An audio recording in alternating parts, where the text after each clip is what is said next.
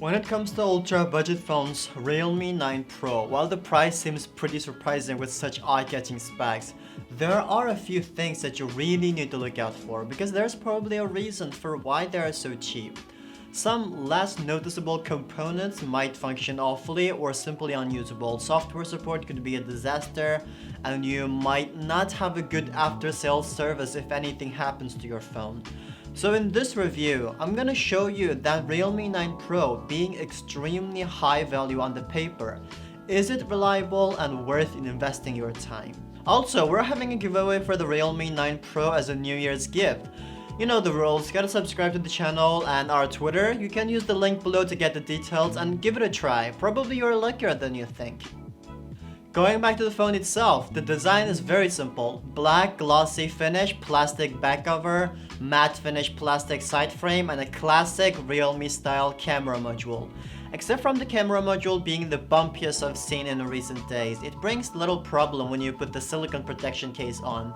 But without it, it's almost impossible to use it putting it on a desktop, or sometimes a little bit inconvenient. Other than that, power button and volume button are all in a very comfortable spot, very solid and clicky. Overall build is also very firm and sturdy. Also, what's different than usual that it has a 3.5mm headphone jack, making it one of the few phones that supports a 3.5mm headphone in recent days.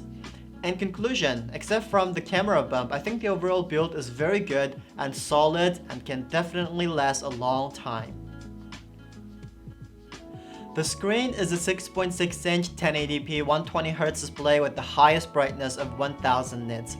By the way, screen doesn't have fingerprint sensor. It's on the right side of the phone where the power button is, and it is very sensitive and fast. The chipset is Qualcomm Snapdragon 695. This one is not the newest performance superstar, but it can handle all the main tasks pretty effortlessly. It scored 402,000 in Antutu benchmark test, and phone wasn't getting any hotter during the test at all. I also personally didn't encounter any problems speaking of its smooth and fast performance while using social media, watching videos and playing some games with performance mode. It supports micro SD card, so you can easily add on more storage to its original 128GB internal storage. The main specs lay aside, let's take a look at the main camera set. It comes with a 64MP PDAF main camera, 8MP 119° ultra wide, and a 2MP depth sensor. These are some of the image samples of the main camera. The sharpness is okay. It's acceptable under good light conditions, but it's sometimes difficult to capture correct and natural colors.